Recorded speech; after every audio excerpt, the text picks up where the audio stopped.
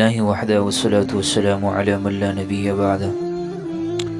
معزز سامعین کرام، اللہ تبارک و تعالی جل جلالہ نے کسی بھی بچے کے لیے سب سے عمدہ غذا اس کی ماں کا دودھ بنا دیا ہے، جس میں اس کے لیے غذا بھی ہے، صحت بھی ہے۔ تاہم زیادہ زمانے تک بچے کو دودھ پلانا یہ اس کی والدہ کو بھی کمزور کر دیتی ہے،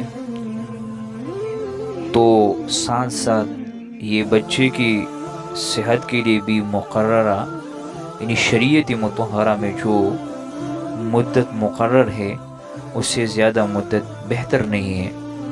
تاہم بعض بچوں کے دودھ چھڑانے میں کافی دشواریاں ہوتی ہیں، تو اس کے لیے آپ یاد رکھیں سورۃ البروج، اس کو ماں اپنے بازو کے ساتھ باندھ لے تو بچہ آسانی کے ساتھ دودھ چھوڑ دے گا انشاءاللہ۔